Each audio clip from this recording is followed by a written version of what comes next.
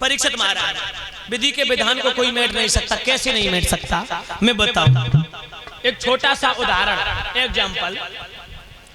एक गांव में एक लड़का पैदा हुआ। महाराज जी कुंडली बनाने के लिए चली। जब बेमाता कुंडली बनाने के लिए चली, एक राजा शिकार खेलने के लिए जंगल में पहुंचे। जब राजा शिकार खेलने के लिए जंगल में पहुंचे, बेमाता को देखा राजा ने। राजा की दृष्टि पड़ी तो रास्ता घेली का, मैया कहाँ जा रही हो। राजा की बात सुन के बेमाता कहने लगी, तुम्हारे राज में फलाने गांव में एक लड़का पैदा हुआ, मैं उसकी कुंडली बनाने के लिए जा रही हूँ। राजा बोले, बनाओगी क्या, क्या लिखोगी कुंडली में। उसी समय बेमाता बोली, जो मैं लिख देती हूँ वो कोई मेट नहीं सकता है, और मैं अपनी इच्छा के अनुसार जो लिखती हूँ वो उचित लिखती हूँ। राजा बोले, तो मैया कृपा करके मुझे बता जरूर देना, तुम लिखोगी क्या। मैया बोली, अगर तुम नहीं मान रहे तो मैं तुम्हें बताऊंगी, जरूर बता दूंगी, चिंता मत करो। राजा वहीं पर खड़े रहे। बेमाता पहुंची, कुंडली बनाई, लिख दिया है कि जिस दिन इस लड़के की सगाई होगी, इसकी पत्नी डोले में साथ होगी, उसी दिन इसे शेर खा लेगा। सुंदर ग्रह, सुंदर नक्षत्र, शुभ घड़ी, शुभ मुहूर्त निकाल करके बेमाता ने लिख दिया कि जिस समय इस लड़के की सगाई होगी, इसकी पत्नी डोले में साथ होगी, डोला ससुराल से वापस लौट रहा होगा, उसी समय इस लड़के को शेर खा लेगा। देखिए बेमाता ने प्रारब्ध में लिख दिया। और बेमाता परीक्षित महाराज चुपचाप वहां से चली आई। राजा ने देखा, मत कहने लगे, राजा मैया बताएं तो जाओ, काल लिख के आई हो, कम से कम बता तो दो। बेमाता कहने लगी, सुनो, अगर तुम नहीं मान रहे तो मैं तुम्हें बता रही हूँ। वैसे मैंने आज दिन तक किसी को बताया नहीं किसी के भविष्य के कुंडली के बारे में। शुभ घड़ी है, शुभ नक्षत्र है, शुभ ग्रह है, शुभ मुहूर्त है, शुभ समय पर लड़का पैदा हुआ, शुभ घड़ी है, शुभ नक्षत्र है, और शुभ समय पर शुभ अवसर पर इसका जन्म हुआ।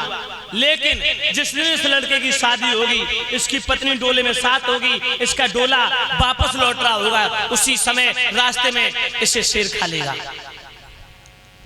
राजा कहने लगे, मैया लौटो और मेट के आओ जो तुम लिख के आई। दो घर बर्बाद हो जाएंगे, लड़की वाले भी रोएंगे, लड़के वाले भी रोएंगे। तुमने तो लड़की के भविष्य को बर्बाद कर दिया। अरे लड़के को शेर खा लेगा तो लड़की की जिंदगी कौन पार लगाएगा। बेमाता बोली, जो मैंने लिख दिया आप कोई मेट नहीं सकता। राजा ने हट किया, बोले नहीं मेट के यहाँ। बेमाता चली गई। राजा ने कही, शेर ही तो खाएगो, चिंता मत करो, मैं इतनी फौज लेके जाऊंगा कि चप्पे चप्पे पर नोके नोके पर फौज के जवान लगा दूंगा। शेर आएगा, जवानों के द्वारा शेर पर हमला बोल के मरवा दूंगा। राजा ने जाकर के लड़के वाले के घर पहुंचा राजा, और कहा, भाइयों हम पुत्र प्राप्ति तुम्हें हुई है, इस शुभ अवसर पर बधाई देने आए, तुम बधाई के पात्र हो। लेकिन हम आपसे एक निवेदन करना चाहते हैं, जब लड़के की शादी करो तुम लोग तो विवाह में हमें निमंत्रण दे के बुला लेना। मैं शादी में सम्मिलित होने के लिए बड़ी मेरी जिज्ञासा है, बड़ी लालसा है मेरे हृदय में। लोग कहने लगे, अरे राजा साहब कैसी बातें करते हो, बिल्कुल शादी में लेके चलेंगे। लेकिन राजा ने परीक्षित महाराज जब बात बताई, का उन्हें कैसे शेर खाएगा, क्योंकि अब लड़का हुआ 18-20 साल बाद शादी के लिए, तब तक लोग अंदर ही अंदर मन ही मन में चिंता खा जाएगी, उन्हें घुट घुट के मर जाएंगे। धीरे धीरे लड़का जवान हुआ, सगाई तय हो गई, बारात की तैयारी होने लगी। महाराज लोग राजा साहब को बुला लो। जब बच्चा पैदा हुआ तो राजा चल के बधाई देवे आए थे, बुला लो भैया। राजा को बुलाया तो राजा 10,000 जवानों को लेके आया, 10,000 फौजों को लेके बड़े धूमधाम से बारात में सम्मिलित होकर के बारात चढ़ी। भामने पड़ी माता बहनों, एक ही डोला में लड़की बैठ गई, 22 पालकी में लड़का, और पालकी को लेकर के भाइयों कारकर्ता जो कार लोग हैं कंधे पर रख के पालकी को आ रहे हैं, लेकर के आ रहे हैं घर की तरफ लड़के के, और राजा के फौज के जवान घूम रहे हैं। राजा ने फौज के जवानों के कान में वो बात डाल दी, कैसे शेर खाएगा। ये बेमाता ने इसकी कुंडली में बनाया था, जब ये पैदा हुआ था तब उसकी कुंडली बनाई थी, रचना की थी कुंडली में। फौज के जवान भैया भाला बरछी तेगा तलवार लेकर के तैयार हैं। परीक्षित महाराज डोला चलते चलते एक जंगल में आया। उस जंगल में जब डोला आया भाइयों, तो डोला को रख दिया कारों ने, सुंदर सुंदर वृक्ष हैं, धीरे धीरे मंद गति से समीर बह रही है। सोचने लगे ओरे अब थोड़े परेशान हुई है ज्यादा, अब आराम कर ले, पानी पी लेंगे, फिर 10-5 मिनट बाद चलेंगे। कारण ने पालकी रख दी, बाई डोला में लड़की, बाई डोला में लड़का, और कार लोग पानी पीने लगे, जलपान करने लगे। लड़का लड़की आपस में बातचीत करने लगे। लड़का कहने लगो कैसी बैठी हो, का गूंगी हो के बोरी हो, कछु जानती तानती ना है, चाहे मेहताई बाप ने कुछ सिखाया नहीं तुम्हें। पहली पहली मुलाकात लड़की शर्मा रही थी। लड़का कहने लगो कैसी नहीं बोल रही तू, अरे कछु कहानी किस्सा सुना जैसे टाइम पास हो, समय कटे। अबे घर तो बहुत दूर है यहाँ से, 60-70 किलोमीटर। लड़की कहने लगी महाराज कहानी किस्सा सुनाए मुझे याद तो।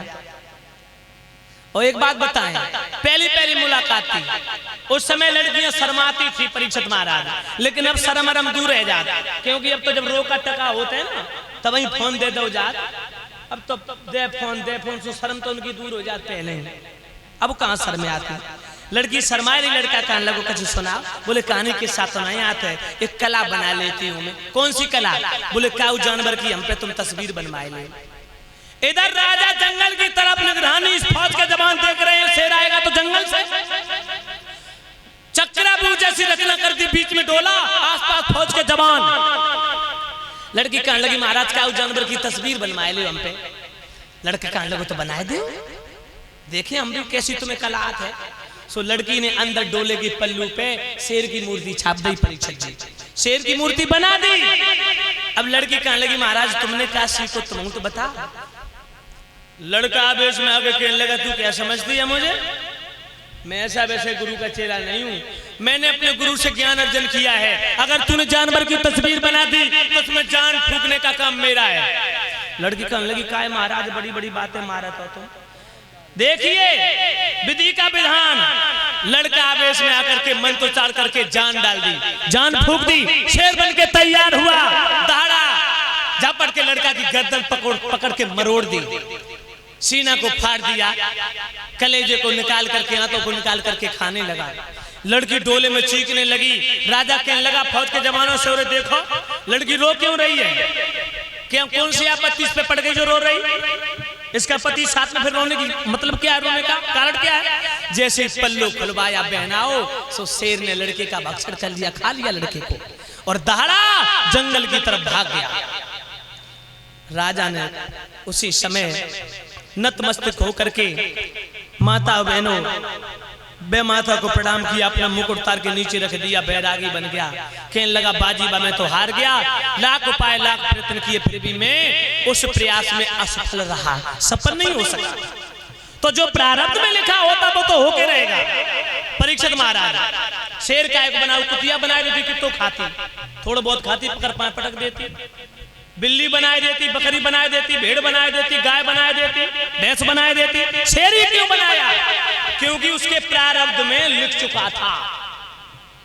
तो जिसकी जैसे मौत निश्चित है उसे कोई टाल नहीं सकता। सज धज के जिस दिन मौत की शहजादी आएगी, न सोना काम आएगा न चांदी आएगी। हमारी आपकी ये तो हमारी आपकी सोच बन जाती है कि मेरे बेटा वहां ना जाते तो ना आए, गाजियाबाद में पहुंचो बेटा की मौत हो गई। अरे वो दिन, वो घड़ी, वो समय, वो जगह उसकी पहले नियुक्त कर दी गई थी, तो उसे तो मरना ही था।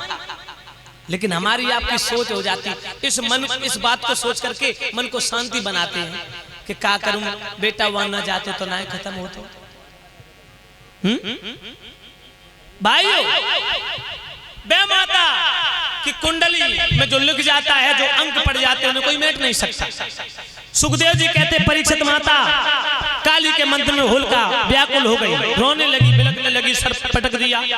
माता काली कहने लगी बेटी ले,